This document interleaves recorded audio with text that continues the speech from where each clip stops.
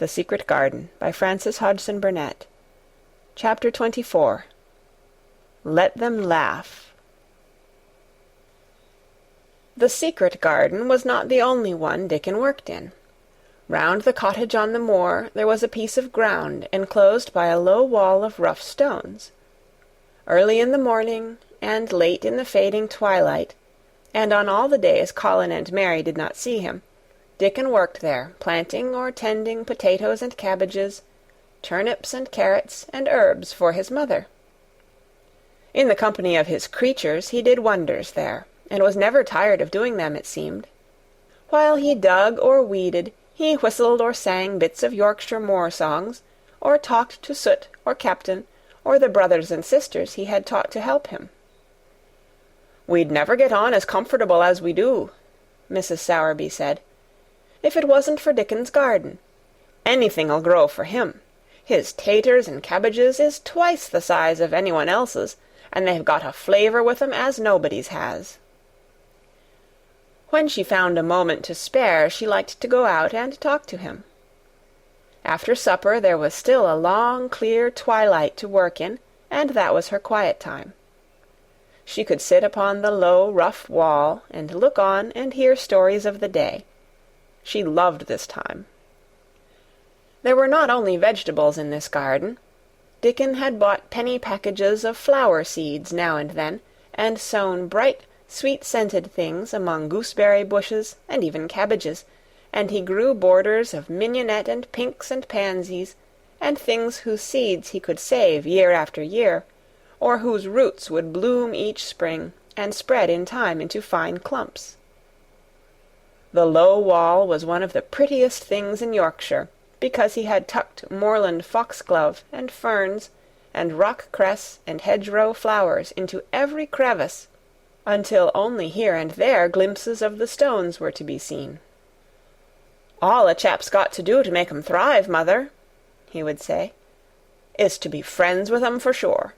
They're just like the creatures. If they're thirsty, give 'em drink, and if they're hungry, give 'em a bit of food. They want to live same as we do.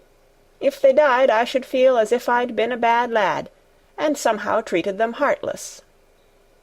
It was in these twilight hours that Mrs. Sowerby heard of all that happened at Misselthwaite Manor. At first she was only told that Mr. Colin had taken a fancy to going out into the grounds with Miss Mary, and that it was doing him good. But it was not long before it was agreed between the two children that Dickon's mother might come into the secret. Somehow it was not doubted that she was safe for sure. So one beautiful still evening Dickon told the whole story, with all the thrilling details of the buried key, and the robin, and the grey haze which had seemed like deadness, and the secret Miss Mary had planned never to reveal. The coming of Dickon, and how it had been told to him, the doubt of Mr. Colin, and the final drama of his introduction to the hidden domain, combined with the incident of Ben Weatherstaff's angry face peering over the wall, and Mr. Colin's sudden, indignant strength, made Mrs. Sowerby's nice-looking face quite change colour several times. "My word," she said, "it was a good thing that little lass came to the manor. It's been the making o' her and the saving o' him. Standing on his feet, and us all thinking he was a poor half-witted lad, with not a straight bone in him." She asked a great many questions, and her blue eyes were full of deep thinking. "What do they make of it at the manor, him being so well and cheerful, and never complaining?" she inquired. "They don't know what to make of it," answered Dickon. "Every day as comes round his face looks different. It's filling out and doesn't look so sharp, and the waxy colour is going. But he has to do his bit o' complaining," with a highly entertained grin. "What for, in mercy's name?" asked Mrs. Sowerby. Dickon chuckled. "He does it to keep them from guessing what's happened. If the doctor knew he'd found out he could stand on his feet, he'd likely write and tell Mr. Craven. Mr. Colin's saving the secret to tell himself. He's going to practice his magic on his legs every day till his father comes back, and then he's going to march into his room and show him he's as straight as other lads. But him and Miss Mary thinks it's best plan to do a bit o' groaning and fretting now and then, to throw folk off the scent."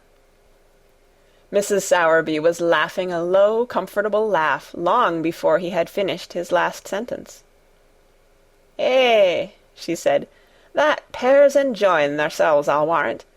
They'll get a good bit o' acting out of it, and there's nothing children likes as much as play-acting. Let's hear what they do, Dickon lad." Dickon stopped weeding and sat up on his heels to tell her. His eyes were twinkling with fun. "Mr. Colin is carried down to his chair every time he goes out," he explained, "and he flies out at John, the footman, for not carrying him careful enough. He makes himself as helpless-looking as he can, and never lifts his head until we're out o' sight of the house.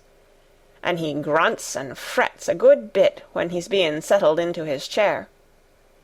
Him and Miss Mary's both got to enjoying it, and when he groans and complains, she'll say, 'Poor Colin, does it hurt you so much? Are you so weak as that, poor Colin?' But the trouble is that sometimes they can scarce keep from bursting out laughing. When we get safe into the garden, they laugh till they've no breath left to laugh with, and they have to stuff their faces into Mester Colin's cushions to keep the gardeners from hearing, if any of 'em's about." "The more they laugh, the better for 'em," said Mrs. Sowerby, still laughing herself. "Good, healthy child laughing's better than pills any day o' the year. That pair'll plump up for sure." "They are plumping up," said Dickon. "They're that hungry they don't know how to get enough to eat without making talk. Mr. Colin says if he keeps sending for more food, they won't believe he's an invalid at all. Miss Mary says she'll let him eat her share, but he says that if she goes hungry she'll get thin, and they mun both get fat at once." Mrs. Sowerby laughed so heartily at the revelation of this difficulty that she quite rocked backward and forward in her blue cloak, and Dickon laughed with her. "I'll tell thee what, lad," Mrs. Sowerby said, when she could speak. "I've thought of a way to help 'em. When thou goes to 'em in the mornings, thou shalt take a pail o' good new milk, and I'll bake 'em a crusty cottage loaf, or some buns wi' currants in 'em, same as you children like. Nothing so good as fresh milk and bread. Then they could take the edge off o' their hunger while they were in their garden, and the fine food they get indoors 'ud polish off the corners." "Eh, mother," said Dickon admiringly, "what a wonder thou art! Thou always sees a way out o' things. They was quite in a pother yesterday. They didn't see how they was to manage without ordering up more food. They felt that empty inside." "They're two young uns growing fast, and health's coming back to both of 'em. Children like that feels like young wolves, and food's flesh and blood to 'em," said Mrs. Sowerby. Then she smiled Dickon's own curving smile. "Eh, but they're enjoying theirselves for sure," she said. She was quite right, the comfortable, wonderful mother creature, and she had never been more so than when she said their play-actin' would be their joy. Colin and Mary found it one of their most thrilling sources of entertainment. The idea of protecting themselves from suspicion had been unconsciously suggested to them first by the puzzled nurse, and then by Dr. Craven himself. "Your appetite is improving very much, Master Colin," the nurse had said one day. "You used to eat nothing, and so many things disagreed with you." "Nothing disagrees with me now," replied Colin, and then, seeing the nurse looking at him curiously, he suddenly remembered that perhaps he ought not to appear too well just yet. "At least, things don't so often disagree with me. It's the fresh air." "Perhaps it is," said the nurse, still looking at him with a mystified expression. "But I must talk to Dr. Craven about it." "How she stared at you," said Mary, when she went away, "as if she thought there must be something to find out." "I won't have her finding out things," said Colin. "No one must begin to find out yet." When Dr. Craven came that morning, he seemed puzzled also. He asked a number of questions, to Colin's great annoyance. "You stay out in the garden a great deal," he suggested. "Where do you go?" Colin put on his favourite air of dignified indifference to opinion. "I will not let anyone know where I go," he answered. "I go to a place I like. Everyone has orders to keep out of the way. I won't be watched and stared at. You know that." "You seem to be out all day, but I do not think it has done you harm. I do not think so. The nurse says that you eat much more than you have ever done before." "Perhaps," said Colin, prompted by a sudden inspiration, "perhaps it is an unnatural appetite." "I do not think so, as your food seems to agree with you," said Dr. Craven. "You are gaining flesh rapidly, and your colour is better." Perhaps I am bloated and feverish," said Colin, assuming a discouraged air of gloom. "People who are not going to live are often different." Dr. Craven shook his head. He was holding Colin's wrist, and he pushed up his sleeve and felt his arm. "You are not feverish," he said thoughtfully, "and such flesh as you have gained is healthy. If you can keep this up, my boy, we need not talk of dying. Your father will be happy to hear of this remarkable improvement." "I won't have him told," Colin broke forth fiercely. "It will only disappoint him if I get worse again, and I may get worse this very night. I might have a raging fever. I feel as if I might be beginning to have one now. I won't have letters written to my father. I won't. You are making me angry, and you know that is bad for me. I feel hot already. I hate being written about and being talked over as much as I hate being stared at." "Hush, my boy," Dr. Craven soothed him.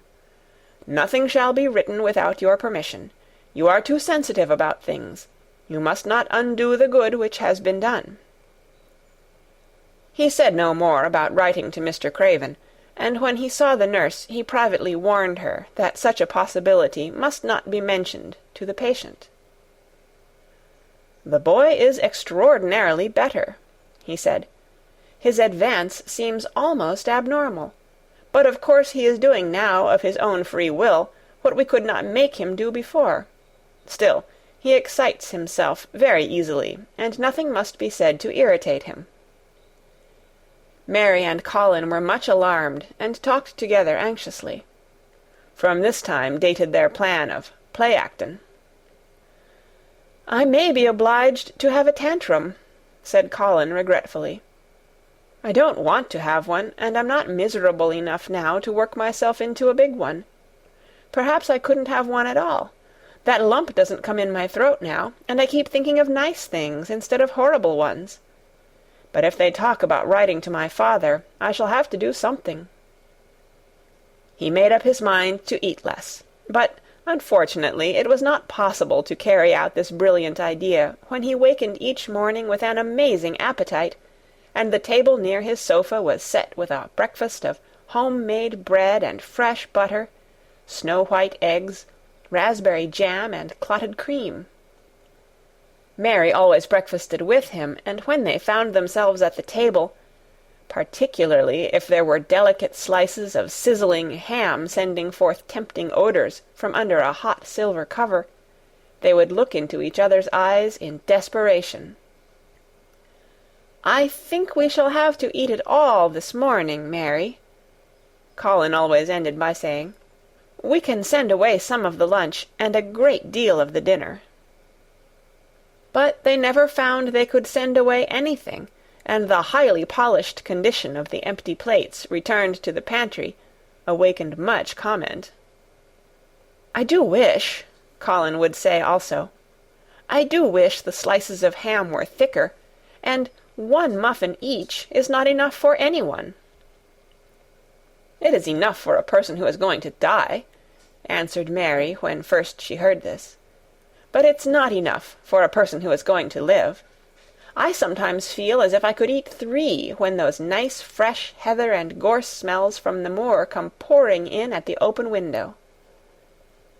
The morning that Dickon, after they had been enjoying themselves in the garden for about 2 hours, went behind a big rose-bush and brought forth 2 tin pails, and revealed that one was full of rich new milk with cream on the top of it, and that the other held cottage-made currant buns, folded in a clean blue and white napkin, buns so carefully tucked in that they were still hot. There was a riot of surprised joyfulness. What a wonderful thing for Mrs. Sowerby to think of! What a kind, clever woman she must be! How good the buns were, and what delicious fresh milk! "Magic is in her just as it is in Dickon," said Colin. "It makes her think of ways to do things, nice things. She is a magic person. Tell her we are grateful, Dickon, extremely grateful." He was given to using rather grown-up phrases at times. He enjoyed them. He liked this so much that he improved upon it. "Tell her she has been most bounteous, and our gratitude is extreme."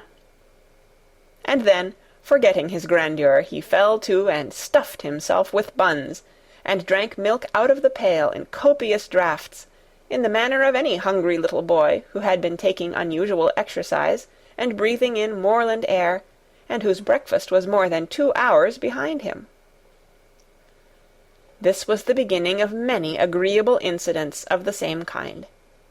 They actually awoke to the fact that, as Mrs. Sowerby had 14 people to provide food for, she might not have enough to satisfy 2 extra appetites every day.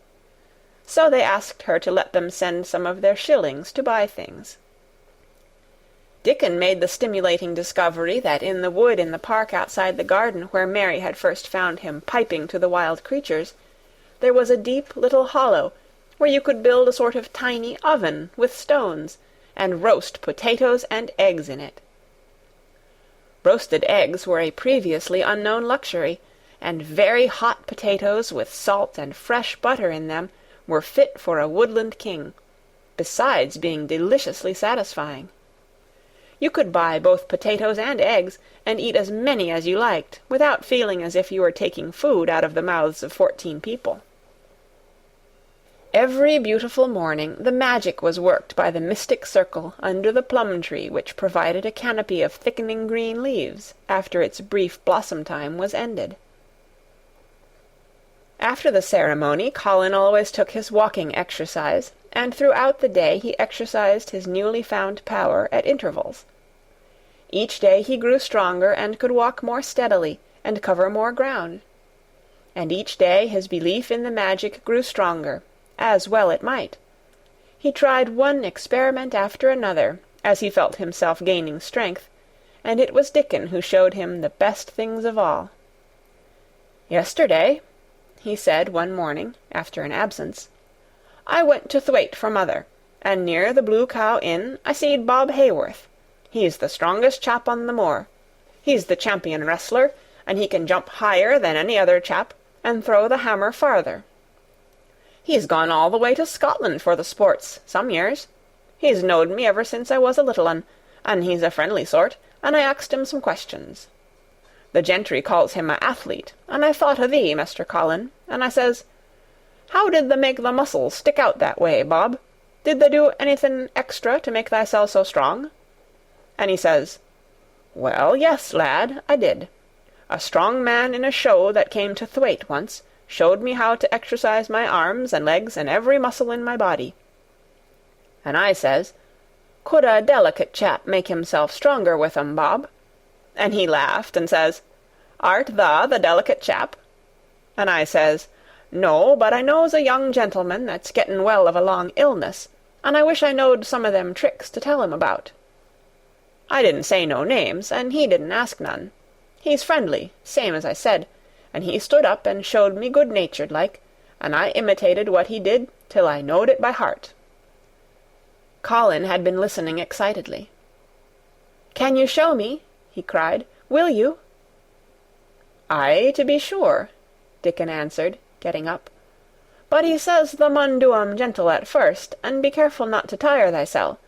Rest in between times, and take deep breaths, and don't overdo." "I'll be careful," said Colin. Show me, show me! Dickon, you are the most magic boy in the world." Dickon stood up on the grass and slowly went through a carefully practical but simple series of muscle exercises. Colin watched them with widening eyes. He could do a few while he was sitting down. Presently he did a few gently while he stood upon his already steadied feet. Mary began to do them also. Soot, who was watching the performance, became much disturbed, and left his branch and hopped about restlessly, because he could not do them too. From that time the exercises were part of the day's duties as much as the magic was. It became possible for both Colin and Mary to do more of them each time they tried, and such appetites were the results that, but for the basket Dickon put down behind the bush each morning, when he arrived, they would have been lost. But the little oven in the hollow, and Mrs. Sowerby's bounties were so satisfying that Mrs. Medlock and the nurse and Dr. Craven became mystified again. You can trifle with your breakfast, and seem to disdain your dinner, if you are full to the brim with roasted eggs and potatoes, and richly frothed new milk, and oatcakes and buns, and heather honey and clotted cream. "They are eating next to nothing," said the nurse. "They'll die of starvation if they can't be persuaded to take some nourishment. And yet see how they look." "Look!" exclaimed Mrs. Medlock indignantly. I'm moithered to death with them. They're a pair of young Satans, bursting their jackets one day, and the next turning up their noses at the best meals cook can tempt them with. Not a mouthful of that lovely young fowl and bread sauce did they set a fork into yesterday, and the poor woman fair invented a pudding for them, and back it sent. She almost cried. She's afraid she'll be blamed if they starve themselves into their graves." Dr. Craven came and looked at Colin long and carefully. He wore an extremely worried expression when the nurse talked with him, and showed him the almost untouched tray of breakfast she had saved for him to look at, but it was even more worried when he sat down by Colin's sofa and examined him. He had been called to London on business, and had not seen the boy for nearly 2 weeks. When young things begin to gain health, they gain it rapidly. The waxen tinge had left Colin's skin, and a warm rose showed through it. His beautiful eyes were clear, and the hollows under them and in his cheeks and temples had filled out. His once dark, heavy locks had begun to look as if they sprang healthily from his forehead, and were soft and warm with life. His lips were fuller and of a normal colour. In fact, as an imitation of a boy who was a confirmed invalid, he was a disgraceful sight. Dr. Craven held his chin in his hand and thought him over. "I am sorry to hear that you do not eat anything," he said. "That will not do. You will lose all you have gained, and you have gained amazingly. You ate so well a short time ago." "I told you it was an unnatural appetite," answered Colin. Mary was sitting on her stool near by, and she suddenly made a very queer sound, which she tried so violently to repress that she ended by almost choking. "What is the matter?" said Dr. Craven, turning to look at her. Mary became quite severe in her manner. "It was something between a sneeze and a cough," she replied with reproachful dignity. "And it got into my throat. But," she said afterward to Colin, "I couldn't stop myself. It just burst out, because all at once I couldn't help remembering that last big potato you ate, and the way your mouth stretched when you bit through that thick, lovely crust with jam and clotted cream on it." "Is there any way in which those children can get food secretly?" Dr. Craven inquired of Mrs. Medlock.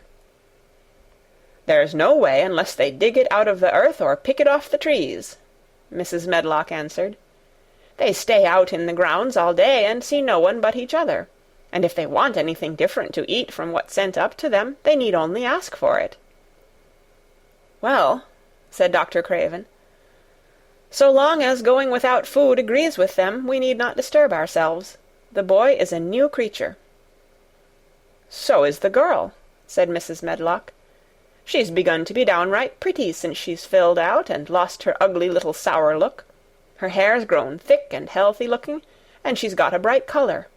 The glummest, ill-natured little thing she used to be, and now her and Master Colin laugh together like a pair of crazy young ones. Perhaps they're growing fat on that." "Perhaps they are," said Dr. Craven. "Let them laugh." End of Chapter 24. Read by Kara Shallenberg on February 18th, 2006, in Oceanside, California.